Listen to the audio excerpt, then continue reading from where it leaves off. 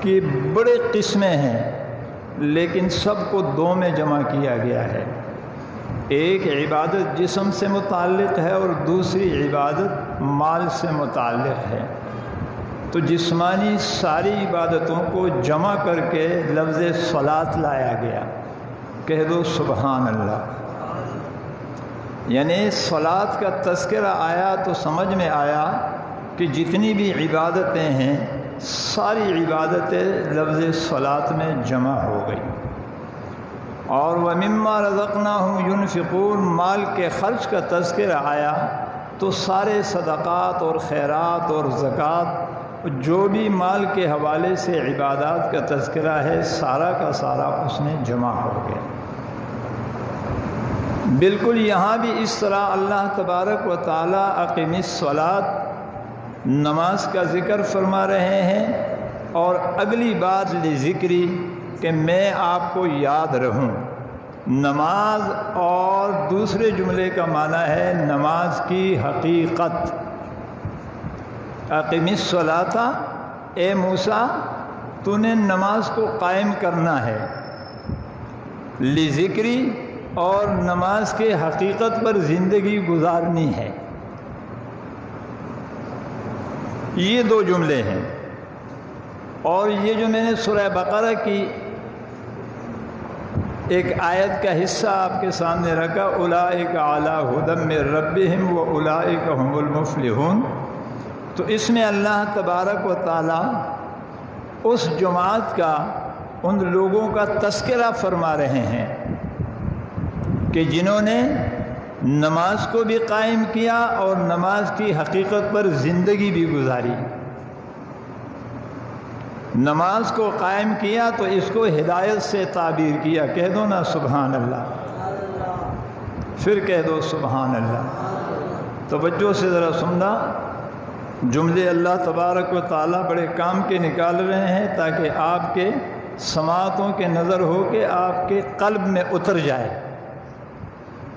یہاں بھی دو چیزوں کا اللہ نے ذکر کیا، بقرہ میں بھی دو چیزوں کا ذکر کیا، طٰہٰ میں بھی دو چیزوں کا ذکر کیا۔ تتمہ اور نتیجہ نکال کر اللہ تبارک و تعالیٰ نے دونوں پر انعام دے دیا۔ تو انعام بھی دو کا تذکرہ کیا۔ پہلے انعام میں بھی سارا اسلام بند ہے، ساری شریعت بند ہے، سارا دین بند ہے، پورا قرآن اس کے اندر، تورات زبور انجیل اس کے اندر، آسمانی سارے صحائف اس کے اندر، علوم آدم سے لے کے جناب رسول اللہ صلی اللہ علیہ وسلم تک سارے علوم اس میں بند، فضائل اس میں بند، مناقب اس میں بند، فضیلتیں اس میں بند، عبادات اس میں بند، قربانیاں اس میں بند، جان نثاریاں اس میں بند، اللہ کے راستے میں تن من دن کو قربان کرنا اس میں بند۔ گویا کہ لفظ ہدایت میں علماء نے لکھا ہے کہ لفظ ہدایت کے 17 معنی ہیں۔ جی بولے ذرا، اس میں سے ایک معنی ہدایت کیا ہے؟ فرمایا ہدایت ذات مصطفیٰ ہے۔ ہدایت کیا ہے؟ بولے، ہدایت ذات مصطفیٰ ہے، ہدایت کسی اور چیز کا نام نہیں۔ تو یہاں بھی انعام میں اللہ نے ساری کہانی سمیٹ کر لفظ ہدایت میں جمع کر کے یہ تاج صحابہ کے سر پر رکھوا کر اعلان کر دیا کہ دنیا والوں، تم جس فضیلت کی بات کرو گے ہدایت کے اندر پاؤ گے، جس منشا کی بات کرو گے ہدایت کے اندر پاؤ گے، جس جرت کی بات کرو گے ہدایت کے اندر پاؤ گے، جس جان نثاری کی بات کرو گے ہدایت کے اندر پاؤ گے، جس قربانی کا تذکرہ کرو گے ہدایت کے اندر پاؤ گے، جس عبادت کا ذکر کرو گے ہدایت کے اندر پاؤ گے۔ ہاں ہاں، زمین سے لے کے آسمان تک، مشرق سے مغرب، شمال سے جنوب تک، تم جس اچائی کا ذکر کرو گے وہ ساری میں نے لفظ ہدایت میں جمع کر دی اور ہدایت کا تاج بنا کے صحابہ کے سر پہ سجوا دیا۔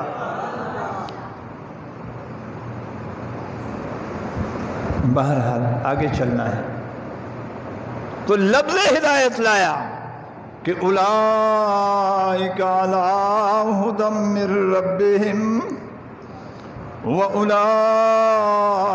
هُمُ الْمُفْلِحُونَ۔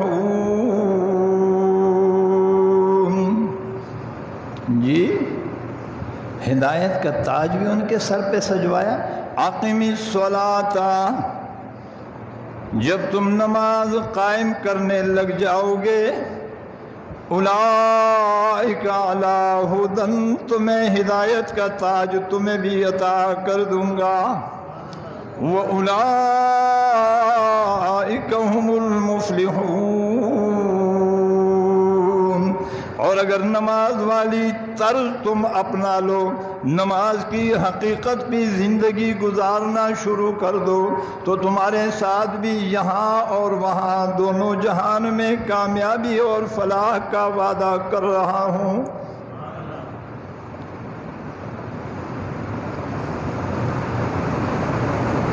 اب کچھ گزارشات آپ کے سامنے، یہ آپ کی توجہ چاہوں گا۔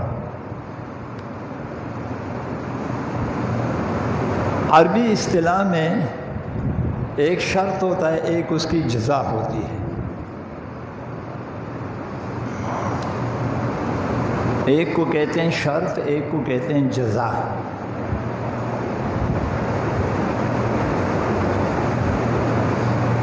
پہلے شرط کو قبول کیا جاتا ہے، کہہ دو نا سبحان اللہ، پہلے بولو، پہلے شرط کو قبول کیا جاتا ہے، بعد میں جزا کو۔ جس طرح ایک معروف حدیث ہے، آپ نے کئی بار سنا ہوگا، اس وقت فضا میں تو گردش ہی وہی کر رہا ہے،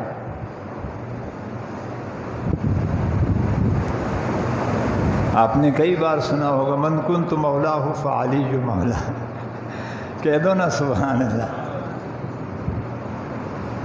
تو یہ پہلا جملہ جو ہے یہ شرط ہے، پہلا جملہ، اور دوسرا والا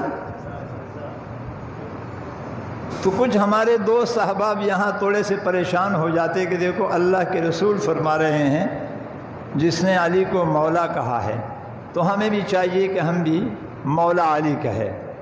تو یہ تو جزا ہے میرے دوستو، شرط یہ ہے من کنت مولا ہو، کہ جو مجھے مولا کہے، مجھے محبوب سمجھے، مجھے عزیز سمجھے۔ ترجمے تو بہت ہے لیکن میں وہ صرف وہ بات سمجھانا چاہتا ہوں، جو مجھے کہے مولا محمد الرسول اللہ تو ان کو چاہیے کہ وہ مولا علی بھی کہے۔ سمجھ میں بات آ گئی؟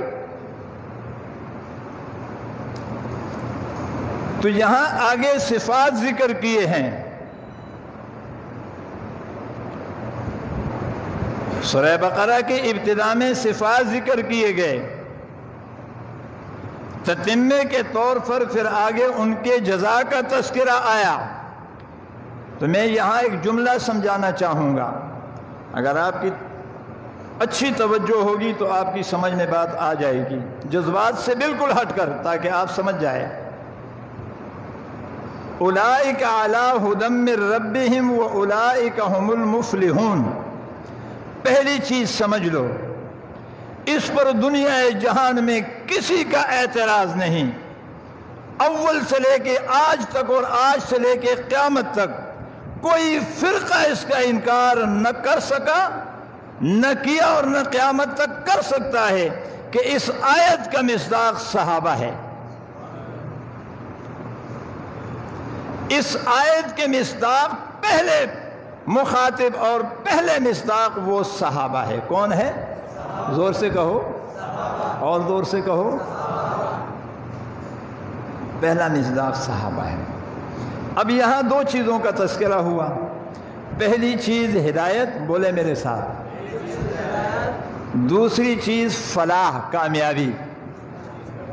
پہلی چیز ہدایت اور دوسری چیز، اب ان دونوں کے لیے اگر میں ایک ایک کر کے الگ الگ کر کے بھی مختصر بیان کروں تو بھی آپ سمجھ جاؤ گے، دونوں کو مل کے بیان کروں تو بھی آپ سمجھ جائیں گے۔ اگر ہدایت کو لیا جائے تو بھی اس کے لیے تسلسل ضروری ہے ہدایت انقطاع کو برداشت نہیں کرتا. کہہ دو نا سبحان اللہ. بات سمجھ میں آ رہی ہے؟ ہدایت تسلسل چاہتا ہے. کیا چاہتا ہے؟ آپ کی زبان میں اب آپ کو سمجھا رہا ہوں انشاءاللہ. یہ تو جو طلباء علماء ہے یہ بھی سمجھ جائیں گے. آپ کو آپ کی زبان میں سمجھا رہا ہوں. ہدایت تسلسل چاہتا ہے، انقطاع نہیں چاہتا. فلاح بولے، کامیابی بھی تسلسل چاہتا ہے. کامیابی بھی انقطاع برداشت نہیں کرتا، انقطاع نہیں چاہتا. مثال کے طور پر اب آپ کی سادہ زبان میں، ایمان اور اعمال صالحہ، ہدایت کس کو ملتی ہے؟ جو مومن ہو. جو مومن ہوا تو وہ ہدایت یافتہ ہوا. بولو، جو مومن ہوا وہ. اب یہ جب تک حالت ایمان میں ہوگا اس وقت تک یہ ہدایت پر ہے، اور جس وقت یہ ایمان سے باہر نکلا اس وقت یہ ہدایت سے بھی. فلاح، کامیابی، اس کے لیے بھی تسلسل چاہیے. جب تک یہ فلاح اور کامیابی والے کام کرتا رہا یہ فلاح کے اندر ہے، اور جس وقت یہ فلاح والے کاموں سے باہر نکلا تو فلاح سے بھی باہر نکل گیا. اب اولئک علی ھدی من ربہم واولئک ھم المفلحون. استمرار لایا گیا کہ یہ جو میرے محبوب کے صحابہ ہے،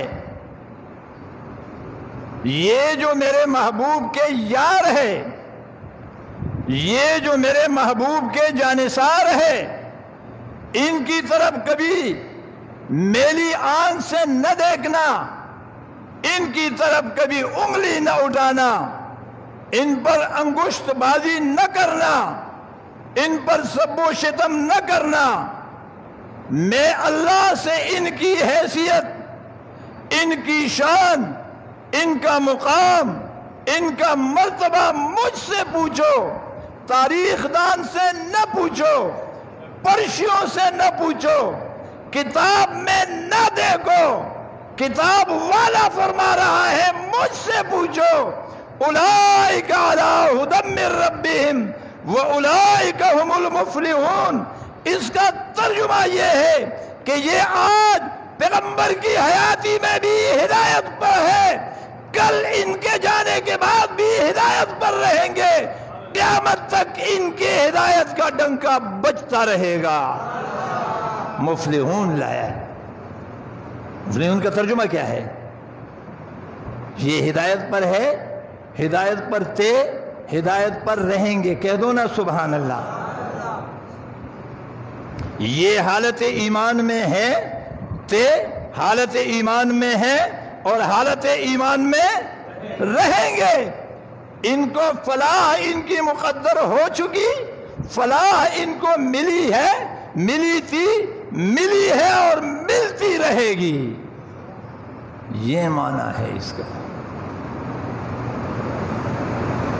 اللہ اکبر کبیرہ. کیا قربانیاں ہیں ان کی، ہم سوچ بھی نہیں سکتے. ایک کاش کہ ہمارے گھروں میں آج صحابہ کے تذکرے شروع ہو جائے، صحابہ کے واقعات سنائے جائے، صحابہ کے حالات پڑھ پڑھ کے اپنی عورتوں کو، اپنی بیٹیوں کو، اپنے بیٹوں کو، اپنے گھر والوں کو پڑھایا جائے، سنایا جائے، سمجھایا جائے. آپ کو حیرت ہوگی، ساری دنیا دیکھ رہی ہے، نیٹ چل رہا ہے. میں وثوق سے یہ جملہ کہہ رہا ہوں، جس گھر میں صحابہ کے تذکرے ہوتے ہو، گویا کہ یہ صحابہ کا تذکرہ اس طرح اللہ تبارک و تعالیٰ کو پسند ہے جس طرح اللہ کو اپنا ذکر پسند ہے.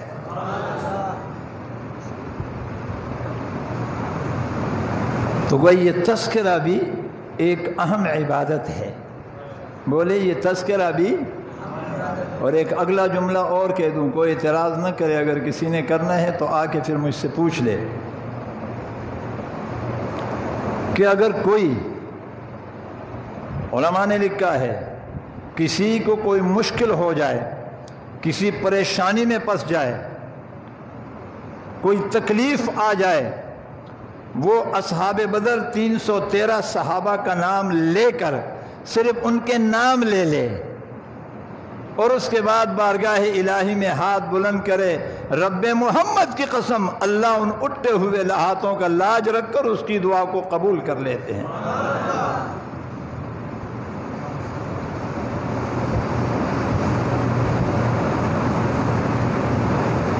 حدیث پاک میں آتا ہے، آقا فرماتے ہیں کہ اللہ نے تمہارے لیے تمہارے بڑوں میں برکت رکھی ہے، اللہ نے بولے تمہارے بڑوں میں، اور دوسری حدیث میں ہے اللہ نے تمہارے لیے صبحوں میں برکت رکھی ہے، ایک برکت بڑوں میں اور دوسری برکت بولے صبح میں۔ تو بڑے یہ ہمارے بڑے ہیں تو وہ ان کے بڑے ہیں تو وہ ان کے بڑے ہیں، تو سب کے بڑے صحابہ ہیں۔ جب تک صحابہ کا تذکرہ ہوتا رہے گا اس وقت تک ہمارے گھر، ہمارا معاشرہ، ہمارا ماحول، ہمارا شہر، ہمارا ملک، اس پر برکتوں کا نزول ہوتا رہے گا، اور جب صحابہ کا تذکرہ بند ہو گیا تو سمجھو کہ برکتوں کا نزول بھی بند ہو جائے گا۔ اور یہ جو فرمایا البرکۃ بالصبح او کما قال علیہ السلام، برکت کو صبح میں رکھا ہے۔ کبھی آپ نے سوچا ہے، ایک تو یہ صبح ہے جو رات کے تاریکی کے بعد آتا ہے، لیکن اصل صبح وہ ہے جو کائنات میں پریشانیاں، ظلم و ستم، قتل و غارت گیری، لڑائی اور جھگڑے، بت پرستی، کوئی درخت کے سامنے جھکا ہے، کوئی پتھر کو معبود مان رہا ہے، کوئی سورج کی پرستش کر رہا ہے، کوئی ستاروں کو خدا مان رہا ہے، کوئی جلتے ہوئے آگ کا پجاری بنا ہوا ہے، کوئی گھنے درخت کے سائے میں پڑا ہوا ہے، کسی نے بندر کو خدا مانا ہے، کوئی بچڑے کی عبادت کر رہا ہے۔ اتنی تاریکی چھا گئی، اتنی ظلمت چھا گئی، اتنا اندھیرا کائنات میں چھا گیا، وقت نہیں میں تفصیل آپ کے سامنے بیان کروں کہ آسمان رونے لگا، اللہ کب تک تاریکی رہے گی؟ سورج چاند رونے لگے، اللہ کب تک تاریکی رہے گی؟ فرشتے رونے لگے، رب العالمین نے تسلی دی، میں نے تمہاری آہ و بکا کو سن لیا، تمہارے فریاد کو سن لیا، پریشان نہ ہو، یہ ظلمتوں کی تاریک رات روشن صبح بنانے کے لیے میں نے اپنے محبوب اور ان کے یاروں کا انتخاب کر لیا ہے۔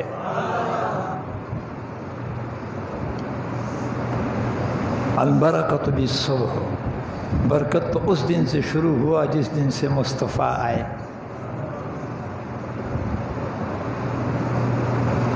کیسے تھے پیغمبر کے یار؟ جو اللہ کے رسول صلی اللہ علیہ وسلم فرماتے ہیں نا، ہم حدیث پڑھتے ہیں، قرآن پڑھتے ہیں، لیکن آیت پڑھ کے گزر جاتے ہیں، گزرنا نہیں۔ فتدبروا یا اولی الالباب، تدبر کرو یا عقل والو کہ یہ کیا کہہ رہا ہے۔ یہ جو پیغمبر کونین فرما رہے ہیں، لو کان بعدی نبی لکان عمر، کبھی اس پہ غور کیا ہے؟ ایک ساتھی نے مجھ سے پوچھا کہ اس کا مطلب تو یہ ہوا کہ عمر کی شان صدیق اکبر سے بڑھ گئی۔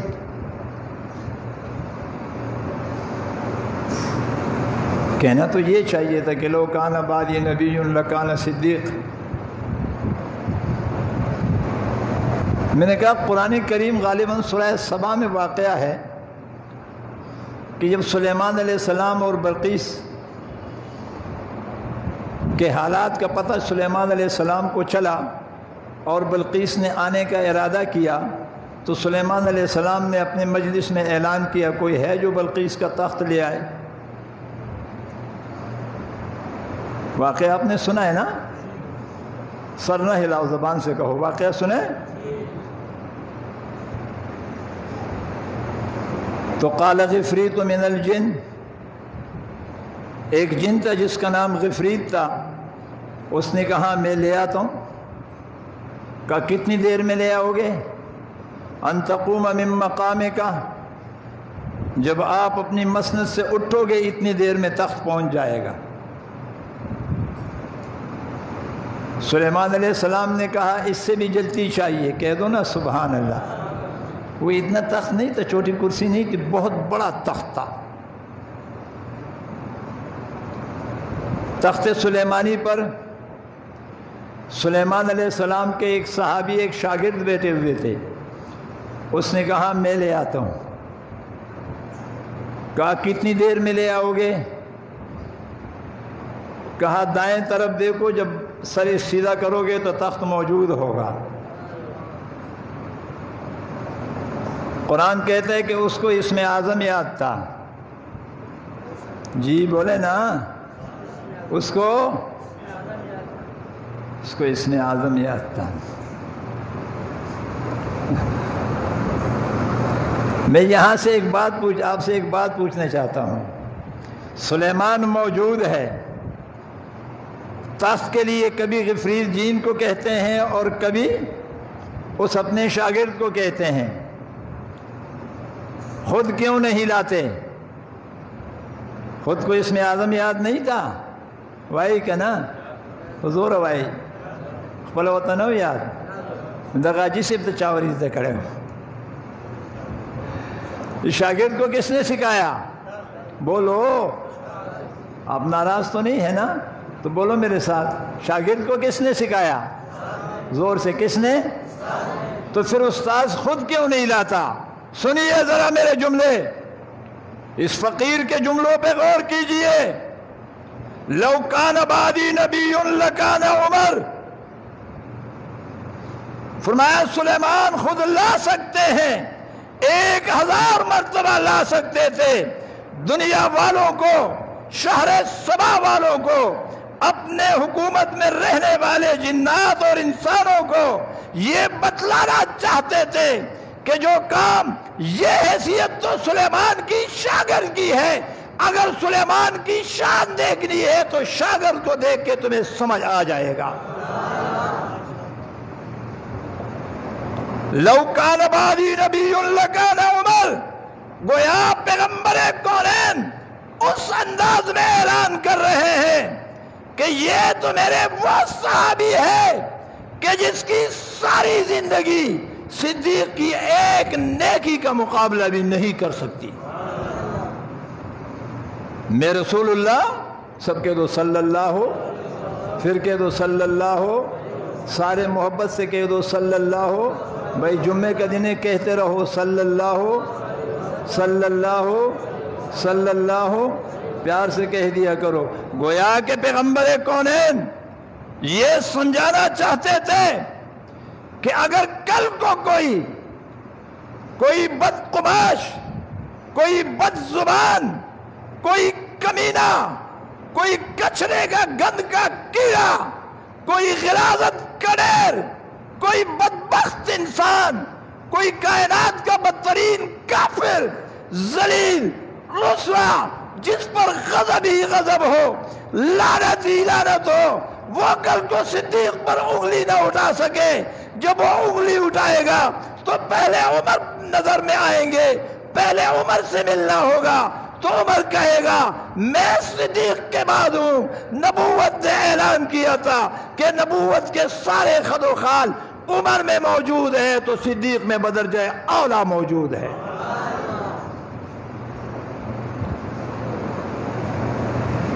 یہ پیغمبر کونین نے، جی یہ مصطفیٰ کونین نے نمونہ دیا۔ کیا دیا؟ زور سے۔ اب سب کا تو اعلان نہیں کر سکتے تھے۔ اس میں کوئی شک نہیں کہ عمر کی شان بہت بڑی ہے، اس پر کوئی دوسری رائے نہیں ہے کہ عمر کی شان بہت بڑی ہے۔ کتنی بڑی ہے؟ بولو کتنی بڑی ہے؟ سارے بولو کتنی بڑی ہے؟ اور زور سے کتنی بڑی ہے؟ اتنی بڑی ہے کہ سید عطا اللہ شاہ بخاری رحمۃ اللہ تعالی علیہ سے کسی نے پوچھا کہ عمر کا مرتبہ زیادہ ہے یا فلان صحابی کا؟ تو سید عطا اللہ شاہ بخاری رحمۃ اللہ تعالی علیہ نے فرمایا کہ عمر یا فلان صحابی نہیں، عمر الگ اور باقی سارے صحابہ بشمول صدیق اکبر، کہہ دو سبحان اللہ، یہ سارے پیغمبر کونین کے مرید ہے، یہ پیغمبر کے، زور سے پیغمبر کے، اور عمر پیغمبر کے مراد ہے۔ صدیق آئے ہیں، بولے صدیق، سلمان، بولے میرے ساتھ، سلمان، زید، اور سیدنا عثمان، سیدنا معاویہ، سیدنا ابو سفیان، سیدنا زبیر، سیدنا معاذ بن جبل، یہ آئے ہیں، اور عمر وہ ہے۔ ایک وہ زمانہ تھا، چشمے پلک نے وہ منظر بھی دیکھا کہ غلاف بیت اللہ پکڑ کے اللہ کے خلیل دعا کر رہے ہیں، ربا مسجد تیار ہو گئی، مدرسہ تیار ہو گیا، جامعہ تیار ہو گیا، اب اس مسجد کے لیے اس کے شان جیسے امام چاہیے، اس مدرسے کے لیے شان والا مدرس چاہیے، ربنا وبعث فیہم رسولا۔ تو خلیل کی دعا قبول ہو گئی، میرے آقا مبعوث ہوئے۔ خلیل کی دعا، بولے ذرا، میرے آقا دنیا میں تشریف لائے اور اللہ نے آپ کے سر پہ ختم نبوت کا تاج سجوا دیا۔ ایک بات، زمانہ گزر رہا ہے، وہی غلاف بیت اللہ ہے، کہہ دو نا سبحان اللہ، زور سے کہہ دو سبحان اللہ۔ ایک وہ زمانہ تھا کہ غلاف بیت اللہ خلیل کے ہاتھ میں تھا، کس کے ہاتھ میں؟ آج ایک اور دور ہے، بیت اللہ کا غلاف وہی ہے، لیکن ہاتھ خلیل کے نہیں، ہاتھ محبوب کے ہیں، محبوب نے پکڑا ہوا ہے، اور وہ بھی رو رو کے دعا کر رہے ہیں۔ کیا دعا کر رہے ہیں؟ بڑی عجیب دعا ہے، اللہم اعز الاسلام بعہد العمرین۔ میں نے جان کر یہ حدیث پڑھی، ایک حدیث وہ ہے، اللہم اعز الاسلام بعمر بن الخطاب، لیکن ایک روایت یہ ہے، اللہم اعز الاسلام بعہد العمرین، اے اللہ اس دھرتی پر عمر نام کے دو بندے ہیں،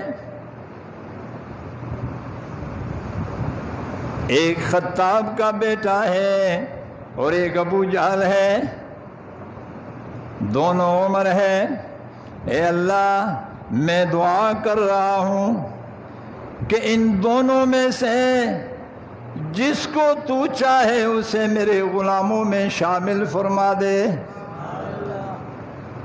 یہاں دو نقطے بڑے کام کے، بعہد العمرین، نبی نے اسلام کے عزت کے لیے، اعز الاسلام، اسلام کے، بولے نا اسلام کے، زور سے اسلام کے۔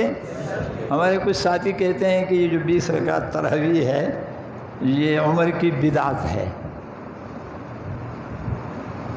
تو میں اکثر لطیفے میں کہہ دیتا ہوں کہ اللہ کے رسول کی دعا قبول ہوئی ہے، وہ کہتے ہیں ہاں، تو اللہ کے رسول نے فرمایا تھا اسلام کو، عمر کو اسلام کے عزت کے لیے، بدعت کے لیے نہیں،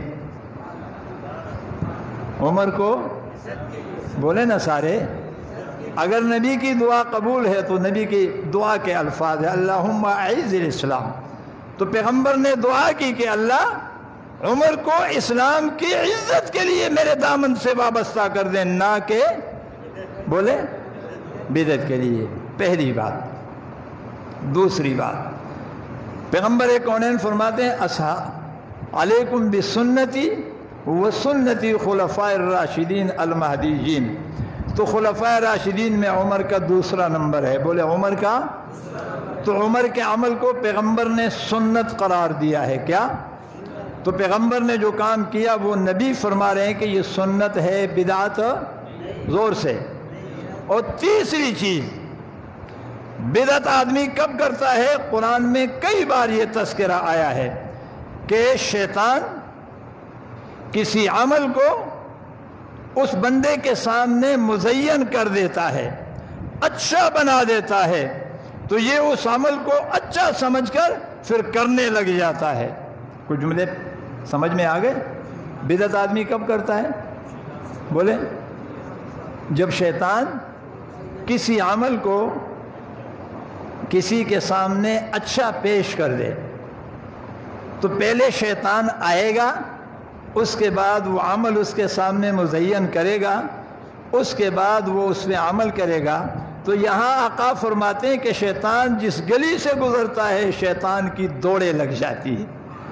عمر جس گلی سے گزرتا ہے شیطان بھاگ جاتا ہے.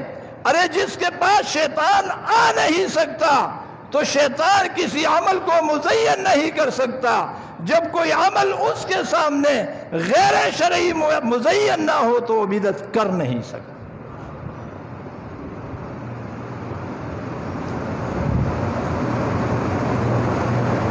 آج بدبختی ہے، ہماری کم نصیبی ہے، ہماری جہالت ہے، کچھ بھی کہہ لو اس کو، ہماری مت ماری گئی ہے کہ ہم ان ہستیوں کے بارے میں کہ اگر وہ ہمارے اور رسول اللہ صلی اللہ علیہ وسلم کے درمیان سے نکل جائے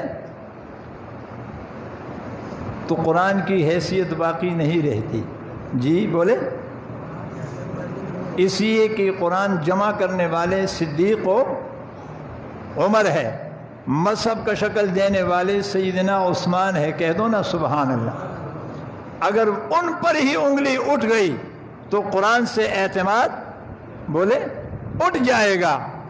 حدیث ہم تک پہنچانے والے، مجھے حیرت تو اس پر ہوتی ہے بلا استثناء،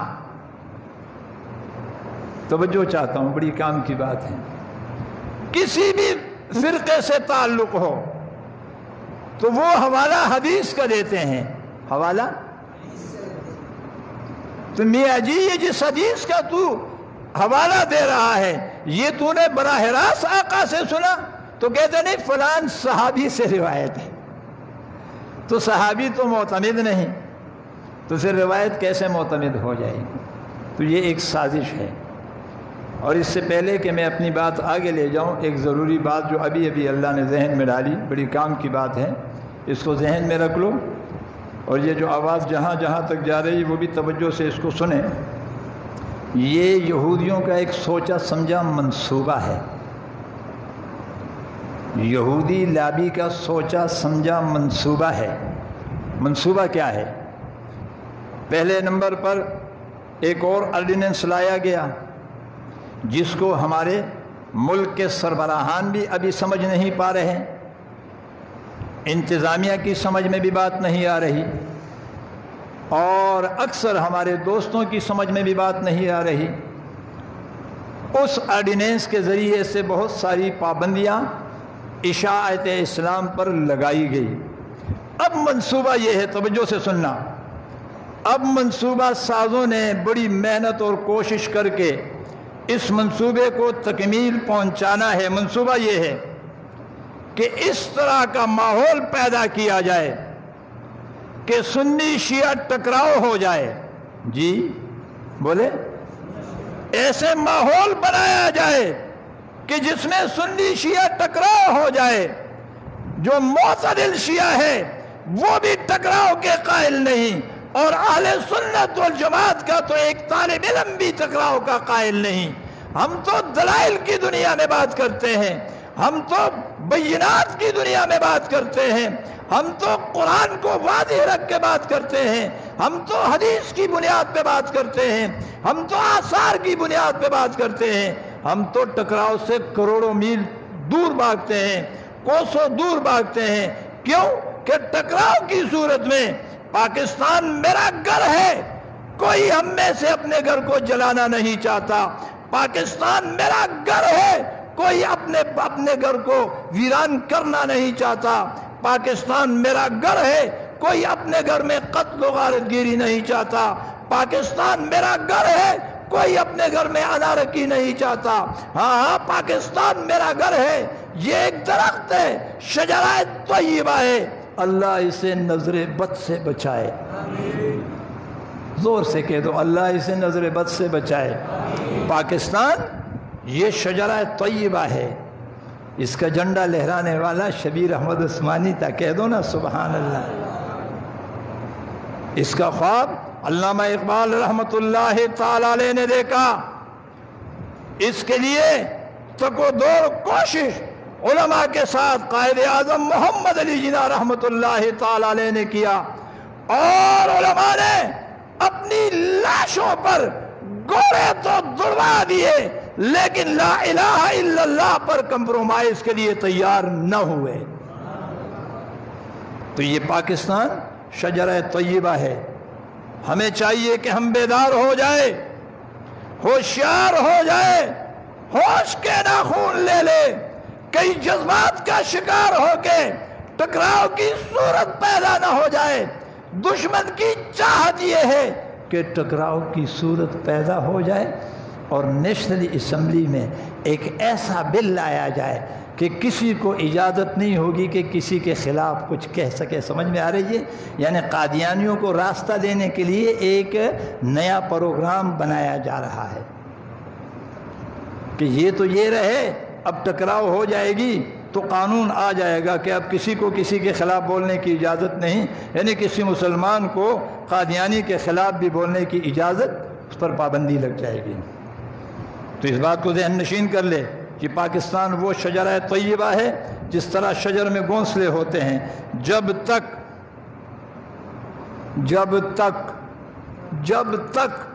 یہ درخت باقی رہے گا تو کبوتر کا گھونسلہ بھی محفوظ، چڑیا کا گھونسلہ بھی محفوظ، طوطے کا گھونسلہ بھی محفوظ، کوے کا گھونسلہ بھی محفوظ، شاہین کا گھونسلہ بھی محفوظ، جی دنیا جہان کے مینے کا گھونسلہ بھی محفوظ۔ یہ سارے گھونسلے اس وقت تک باقی رہیں گے جب تک یہ درخت باقی رہے گا۔ دشمن کی چال یہ ہے کہ درخت کو نہ رہنے دو، نہ رہے بانس اور نہ بجے بانسری، وہ درخت کو کاٹنے کے در پہ ہے۔ لیکن ہم الحمدللہ ہماری آخری حد تک کوشش یہ ہوگی کہ درخت بھی باقی رہے اور ان کی شاخوں میں بنے ہوئے مساجد کے گھونسلے بھی باقی رہے، ان شاخوں میں بنے ہوئے جامعات کے گھونسلے بھی باقی رہے، ان شاخوں میں امت مرحومہ امت مسلمہ کے خانقاہوں کی شاخیں بھی باقی رہے، اس درخت کے اوپر ان کی شاخوں میں تبلیغی جماعت کے گھونسلے بھی باقی رہے، مداح رسول کے گھونسلے بھی باقی رہے، مداح صحابہ کے گھونسلے بھی باقی رہے، قرآن کے درس و تدریس کے گھونسلے بھی باقی رہے، قرآن کی تفسیر کے گھونسلے بھی باقی رہے، حدیث کے بیان کے گھونسلے بھی باقی رہے۔ ہم اس درخت کی حفاظت اس وقت تک کرتے رہیں گے جب تک ہمارے جان میں جان رہے گی۔ زور سے کہہ دو انشاءاللہ، اور زور سے کہہ دو انشاءاللہ۔ تو دو کام کرنے ہیں، ہوشیاری سے اپنے اپنے گھروں میں بیداری کا ثبوت دیتے ہوئے اپنے اپنے گھروں میں صحابہ کے تذکرے شروع کر دو۔ کریں گے انشاءاللہ؟ ہاتھ اٹھا کے میرے ساتھ وعدہ کر لو، ہاتھ نیچے نہ کرو۔ میں آپ کو ایک واقعہ سنا دوں، آپ حیران ہو، ہاتھ نیچے نہ کرو، تھوڑی دیر کے لیے ہاتھ اوپر رکھ لو تاکہ اللہ ہمارے اس فقر کے حالت میں، ہماری ذوق کی حالت میں، ہماری کم حیثیتی کی حالت میں ہمارے اٹھے ہوئے ہاتھوں کو دیکھ کر شاید ترس آ جائے۔ جی شفیق الامہ مولانا عزیز الرحمن ہزاروی صاحب رحمت اللہ تعالی علیہ ایک دن مولانا اعظم طارق صاحب سے فرمانے لگے رحمت اللہ تعالی علیہ کہ اعظم طارق میں نے رات خواب دیکھا ہے، خواب میں امی عائشہ آئی، روتی ہوئی آئی تھی، میں نے پوچھا امی کس لیے آئی ہو؟ کہا میرا بیٹا بڑا پریشان ہے، اسے لینے آئی ہوں۔ ہاتھ نیچے کرو۔ جب یہ واقعہ مولانا اعظم طارق کو سنایا گیا، اس کی قبر پر اللہ کروڑوں رحمتیں نازل فرمائے۔ اس نے کہا شیخ صاحب رب محمد کی قسم آج 8ویں رات ہے، ہر رات کو امی عائشہ مجھ سے ملنے آتی ہے، مجھے تسلی دیتی ہے بیٹا تو نے بڑی صحبتیں برداشت کی، نے بڑی تکلیفیں برداشت کی، آپ میرے ساتھ چلے۔ میں کہتا ہوں امی جان جب تک جان میں جان ہے آپ کے ساتھ نہیں چلوں گا، جب میری جان نکل جائے گی روح لے کے آپ کے دروازے پہ پہنچ جاؤں گا۔ تو صحابہ کا تذکرہ کریں گے گھروں میں انشاءاللہ، زور سے کریں گے انشاءاللہ۔ اور دوسری چیز، کسی بھی حوالے سے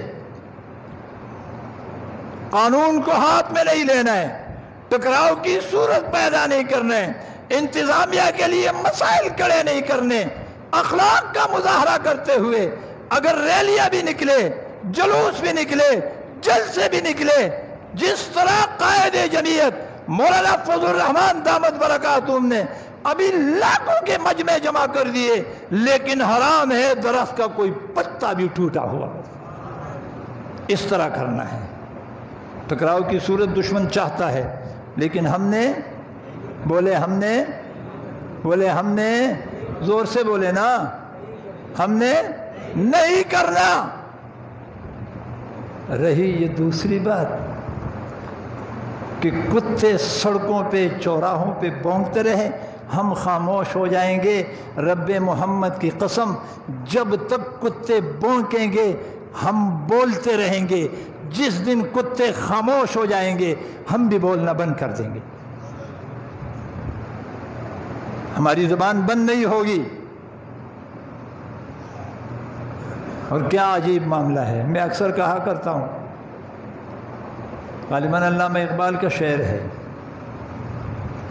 تند ہواؤں سے نہ گھبرائے عقاب، تیز ہواؤں سے نہ گھبرائے عقاب، جی تیز ہواؤں سے نہ گھبرائے عقاب، عقاب شاہین کو کہتے ہیں، یہ تو اڑتی ہے تجھے اونچا اڑانے کے لیے، نہ کوئی چوک چوراہے پہ، معاویہ تیری کرامت پہ قربان، معاویہ رضی اللہ تعالیٰ عنہ تیری شان پہ قربان، معاویہ تیری اس دعا پہ قربان جو نبوت کے ہاتھ اٹھ کر تیرے لیے دعا کرتے ہیں، معاویہ تیرے اس شان پہ قربان کہ پیغمبر قلم اور کاغذ تیرے حوالے کر کے تجھے فرماتے ہیں کہ اس پہ آنے والی وحی کو نوٹ کرتے جاؤ۔ نہ کوئی چوک چوراہے پہ معاویہ کے خلاف بونکتا، بکواس کرتا، تبرہ بازی کرتا، نہ پورے ملک میں صحابہ کی شان میں بیانات شروع ہوتے، یہ تو انہوں نے کیا۔ صحابہ کون ہیں؟ میں تھوڑا سا اقتباس آپ کے سامنے رکھنا چاہتا ہوں، حضرت بن نوری رحمہ اللہ کی تحریر سے میں نے نقل کیا ہے، فرمایا کہ یہ مسلم حقیقت ہے کہ صحابہ جیسے بھی ہو، یہ مسلمہ حقیقت ہے کہ صحابہ جیسے بھی ہو ہم سے بہتر تھے، ہیں اور رہیں گے، اس میں ہے کسی کو شک؟ بولے سارے، صحابہ جیسے بھی تھے ہم سے، بولے نا ہم سے، بولے ہم سے، دلیل کیا ہے اس پر سنیے، اللہ فرمایا تم ہوا پر اڑ لو، آسمانوں پہ چلے جاؤ، 100 بار مر کے زندہ ہو جاؤ، کسی صحابی کے گھوڑے کے پاؤں کے نیچے آنے والے خاک کے برابر بھی نہیں پہنچ سکتے۔ آگے فرمایا کہ آخر وہ آنکھ کہاں سے لاؤ گے جو آنکھ نبی کو دیکھا کرتی تھی؟ کہہ دو نا سبحان اللہ، وہ آنکھ کہاں سے لاؤ گے جو آنکھ نبی کو دیکھا کرتی تھی؟ ہاں، اور وہ کان کہاں سے لاؤ گے جو اللہ اکبر کبیرہ، فرمایا وہ کان کہاں سے لاؤ گے جو انفاس سچائی محمدی سے زندہ ہوئے تھے، اور وہ دماغ کہاں سے لاؤ گے جو انوار مقدس سے منور ہوئے ہیں؟ جی آگے فرمایا وہ جسم کہاں سے لاؤ گے کہ جس پر ایک بار ہاتھ لگ جائے وہ جسم کہاں سے لاؤ گے جس پر ایک بار ہاتھ لگ جائے پوری زندگی مشک عنبری کی بو سے ختم نہ ہوتی ہو؟ عجوبہ نہیں ہے؟ یہاں ایک بات مجھے یاد آ گئی، آپ میں سے اکثر لوگوں نے زمزم پیا ہوگا، پیا ہے، نام بھی سنا ہے، لمبا واقعہ لیکن میں مختصر کرتا ہوں۔ پیاس لگا، اماں ہاجرہ دوڑنے لگی، یہاں سلیمان علیہ السلام ریڑھیے رگڑنے لگے، اسماعیل علیہ السلام ایڑیاں رگڑنے لگے، اللہ نے چشمہ جاری کر دیا۔ بولے اللہ نے، بولے نا اللہ نے، زور سے، اللہ نے چشمہ جاری کر دیا۔ اس پانی کا نام کیا ہے؟ زمزم۔ اللہ، ایک حاجی صاحب کئی 10 سال پہلے حج پہ گئے تھے، ان کے ہاں مہمان آئے، مہمان آنے کے بعد انہوں نے زمزم کا پانی پیش کر دیا اور ساتھ میں کہا کہ یہ 10 سال یا 20 سال پہلے میں حج پہ گیا تھا تو یہ پانی میں وہاں سے لایا ہوں۔ اس نے حیرت سے کہا 20 سال کا پڑا ہوا پانی، اس کا تو رنگ بھی تبدیل نہیں ہوا، ذائقہ بھی تبدیل نہیں ہوا جی، اور اس کی بو میں بھی کوئی تبدیلی نہیں آئی، اس کی وجہ کیا ہے؟ 20 سال تک پڑا رہا پانی اپنی اصل حیثیت میں۔ تو حاجی صاحب نے کہا کہ اس کو زمزم کہتے ہیں جی، بولتے نہیں ہو اس کو تو کہنے لگا مجھے سمجھ میں نہیں آیا زمزم سے کیا مراد؟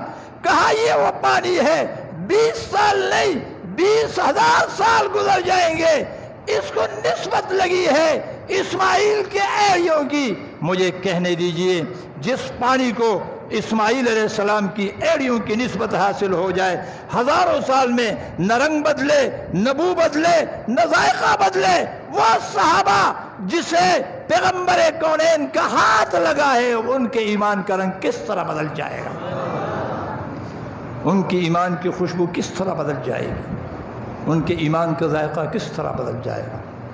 آگے فرمایا کہ وہ زمانہ کہ جب آسمان زمین پر اتر آیا تھا، کچھ بھی کر لو آج تمہارے لیے آسمان زمین پر نہیں اتر آ سکتا، وہ مکان جہاں کونین کی سیادت جلوہ افروز ہوتی تھی، آج کوئی ایسا مکان دکھاؤ کہ جس میں جو کونین کی سیادت جلوہ افروز ہو۔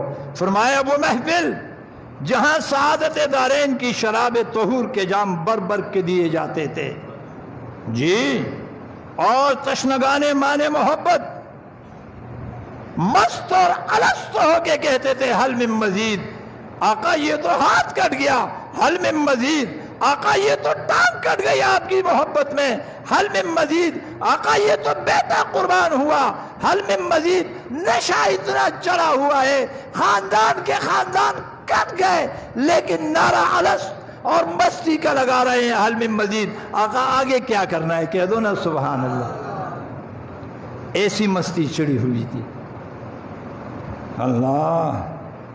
اور فرمایا وہ منظر کہاں سے لاؤ گے؟ کأنک ار اللہ عینن کی کیفیت پیدا ہو جائے، گویا کہ اللہ اکبر کبیرہ۔ اس پر بھی ایک واقعہ مختصر سنا دوں تو سمجھ میں آ جائے گا۔ معراج کی رات چھٹے آسمان پر حضرت موسیٰ کلیم موجود ہے، آقا کو نمازیں ملتی ہے، لمبا واقعہ نہیں سنانے، صرف خلاصہ وہ اپنے نقطے پر آ کے بات آگے بڑھانا چاہتا ہوں۔ پوچھا کسی نے موسیٰ علیہ السلام سے کہ آپ مصطفیٰ کے راستے میں کیوں بیٹھے ہیں؟ تو حضرت موسیٰ کلیم نے جواب دیا، میں نے طور پہ جا کے میں نے طور پہ جا کے اللہ سے گزارش کی تھی، اللہ میں تجھے دیکھنا چاہتا ہوں، میں تجھے، اللہ پاک نے فرمایا لن ترانی، تو مجھے نہیں دیکھ سکتا۔ آج مجھے پتہ چلا کہ آقا اللہ کو دیکھنے جا رہے ہیں، محمد عربی صلی اللہ علیہ وسلم اللہ کو، بولے نا اللہ کو دیکھنے جا رہے ہیں۔ تو میں نے سوچا ارے اللہ کو تو نہ دیکھ سکا، آج اس کو تو دیکھ لوں جو اللہ کو دیکھ کے آیا ہے۔ تو حضرت بن نوری فرماتے ہیں رحمت اللہ تعالی علیہ کہ وہ منظر کہاں سے لاؤ گے؟ کأنک ار اللہ عینن کی کیفیت پیدا ہو جائے، گویا کہ اللہ تبارک و تعالی اپنے انداز میں فرما رہے ہیں کہ اگر مجھے پہچاننا ہے میرے آقا کو پہچان لو، میری پہچان آسان ہو جائے گی۔ اور فرمایا اس مجلس کو کہاں سے لاؤ گے؟ کأنما علی رؤوسنا طیر، کہ جب ہم آقا کی مجلس میں بیٹھے ہوئے تھے تو ایسے تھے کہ اگر ہمارے سروں پر چڑیا بیٹھ جائے تو سمجھتے تھے یہ مرے ہوئے ہیں۔ اور آگے فرمایا وہ صدر نشین تخت رسالت جس کی طرف حاضل بیض المکتی کا اشارہ ہوا کرتا تھا، کہ جس پر پیغمبر کونین صلی اللہ علیہ وسلم ٹیک لگایا کرتے تھے، اور فرمایا کہ وہ ایمان جو ساری دنیا کو سچ کر حاصل کیا تھا وہ کہاں سے لاؤ گے؟ وہ اعمال جو پیمانہ نبوت سے ناپ کر کیے جاتے تھے، کہہ دو سبحان اللہ، وہ کہاں سے لاؤ گے؟ اور فرمایا وہ اخلاق جو آئینہ محمدی کو سامنے رکھ کر سنوارے جاتے تھے، وہ اخلاق کہاں سے لاؤ گے؟ اور فرمایا وہ رنگ جو آقا نے صبغت اللہ کی بٹی میں رنگنے کے بعد ان کو رنگ لیا، وہ کہاں سے لاؤ گے؟ اور فرمایا وہ ادائیں جو دیکھنے والوں کو نیم بسمل بنا دیتی تھی، اور آگے فرمایا وہ نمازیں کہاں سے لاؤ گے جس کا امام وہ بنا جو انبیاء کا امام تھا، کہہ دو نا سبحان اللہ۔ اور فرمایا وہ قدوسی جماعت جن کا رسول رسولوں کا سردار رہا۔ فرمایا آگے لکھتے ہیں کہ اے بے ضمیرو، اپنے ضمیر کو جھنجھوڑ کر اب تم یہ فیصلہ کرو کہ ہم کیا کر کے وہاں پہنچ سکتے ہیں۔ تو فرمایا 1000 بار مر کے زندہ ہو جاؤ، تم وہاں نہیں پہنچ سکتے۔ تو اگر فیصلہ کرنا ہے تو ضمیر کو جج بنا کے ان چیزوں کو سامنے رکھ لو، اور اگر تمہارا ضمیر مردہ ہو چکا ہے تو الحمدللہ ہمارا ضمیر زندہ ہے۔ جب تک پاکستان باقی رہے گا اس پر لا الہ الا اللہ محمد الرسول اللہ کا راج بھی باقی رہے گا انشاءاللہ۔ آخری گزارش وہ یہ ہے کہ آئندہ آنے والے جمعے میں کل جامع بنوریا میں بنوریا ہال میں شہر کے اکابر علماء کرام نے یہ فیصلہ کیا ہے کہ آنے والے جمعے میں جمعے کے فوراً بعد 2:30 بجے تک جو مرکزی ریلی ہوگی اس میں پہنچنے کی کوشش کریں۔ یاد رکھیں اس آخری بات کے ساتھ ایک جملہ کہنے لگا ہوں، یہ کسی جماعت کا مسئلہ نہیں، کسی تنظیم کا مسئلہ نہیں، کسی پارٹی کا مسئلہ نہیں، کسی فرقے کا مسئلہ نہیں، یہ مسئلہ ہے نبی کا اور نبی کے صحابہ کا، یہ مسئلہ ہے نبی کا اور نبی کے صحابہ کا۔ اگر کسی کا یہ عقیدہ ہے کہ نبی میرا ہے، یہ عقیدہ ہے صحابی میرا ہے، تو وہ وہاں پر پہنچے گا۔ اگر کوئی کہے کہ یہ فلان فرقے کا ہے، اللہ کی قسم کا کہ کہتا ہوں کل حشر میں اگر امی عائشہ نے ریٹ دائر کر لیا، کل حشر میں اگر معاویہ ابن سفیان نے بارگاہ عزی میں درخواست دائر کر دی، کل اگر میدان حشر میں ابو سفیان نے بارگاہ الہی میں اپنی درخواست دائر کر دی، کل اگر میدان حشر میں صدیق و فاروق و عثمان نے اپنی ریٹ داخل کر دی، ہماری جان نہیں چھوٹے گی۔ بلکہ میں اگلا جملہ کہہ دوں جو غلط فہمی بھی دور ہو جائے، نبی ہمارا، بولے نبی، سارے بولے، میں بات ختم کرتا ہوں، نبی، سارے بولے نبی، اور زور سے نبی نہیں، اب اور جملہ تاکہ سمجھ میں، نبی میرا، نبی بولے نا، نبی، نبی، صحابی، اہل بیت، عمر، صدیق، ابو بکر، عثمان، علی، حسن، حسین، فاطمہ، ام کلثوم، رقیہ، زینب، سلمان، نبی بھی میرا، نبی کے سارے صحابہ بھی میرا، نبی کا اہل بیت بھی میرا۔ اگر کوئی کہے میرا ہے تو قرآن کی ایک آیت بتا رہی ہے کہ اللہ کے رسول صلی اللہ علیہ وسلم فرماتے ہیں کہ میں تم سے اجر نہیں مانگتا، بس اتنا کہتا ہوں کہ میرے اس محنت کے بدلے میں میرے اہل بیت سے محبت کرے، مودت کرے. کیا کرے؟ زور سے کیا کرے؟ مودت کرے. میں پوچھنا چاہتا ہوں، یہاں لفظ رحمت بھی آ سکتا تھا. وما اسألکم علیہ من اجر الا مودۃ فی القربى. یہاں رحمت کا لفظ بھی آ سکتا تھا، محبت کا لفظ بھی آ سکتا تھا، لیکن لفظ مودت کیوں لایا گیا؟ مودت اس توجہ چاہتا ہوں، مودت اس محبت کو کہتے ہیں جو جسم کے ہر عضو سے چھل کے نظر آئے. میں حسینی ہوں، اللہ کی قسم حسین پگڑی والے تھے، اللہ کی قسم میں حسینی ہوں، حسین ایک مٹھ داڑھی والے تھے. میں علوی ہوں، علی کماننے والا ہوں، علی پگڑی والے تھے، علی مسجد والے تھے، علی محراب والے تھے، علی ممبر والے تھے، علی بدر احد اور جہاد والے تھے، علی نماز والے تھے، علی تسبیحات والے تھے، علی دعا والے تھے، علی خیبر کے فتح کرنے والے تھے. میں علی کو ماننے والا ہوں. اگر آج کوئی دعویٰ کرے کہ میں حسن و حسین کو مانتا ہوں، اپنی شکل و صورت کو آئینہ بنا کر حسن اور حسین کے ساتھ ٹیلی کرے. اگر کوئی کہے میں اہل بیت کو مانتا ہوں، اہل بیت کا سب سے اچھا مشغلہ قرآن کی تلاوت کرنا. اللہ تبارک و تعالیٰ کی شان ہے کہ ان لوگوں میں آج تک کوئی اللہ نے قرآن کا حافظ بھی نہیں بنایا. تو یہ بات ذہن میں رہے، اللہ کے رسول میرے، صحابہ میرے، اہل بیت میرے، حسن میرے، حسین میرے، علی میرے، فاطمہ میری، جی ام کلثوم میرا، رقیہ میری اور زینب، یہ سارے میرے ہیں. وہ سارے سنی تھے. کیا تھے؟ زور سے کہو کیا تھے؟ سنی کہتے ہیں جیسے ہم کہتے ہیں نا پاکستانی، ہم پاکستانی ہیں. تو اس کا کیا مطلب ہے؟ اس کا مطلب یہ ہے کہ پاکستان والے اسے مانتے ہیں، اس کے پیچھے پاکستان کی قوت ہے. یہ ہندوستانی، ہندوستان والے اسے مانتے ہیں، اس کے پیچھے ہندوستان کی قوت ہے. ہم سنی ہیں یعنی سنت والے، ہمارے پیچھے سنتوں کی قوت ہے، سنت والے ہمیں مانتے ہیں. لیکن توجہ کے لیے آخری نقطہ، اگر کوئی آدمی پکڑا جائے اور وہ کہے میں پاکستانی ہوں اور پاکستان کے ادارے چاٹ پٹن کر کے کہے کہ یہ ہمارا نہیں، کہاں جاؤ گے؟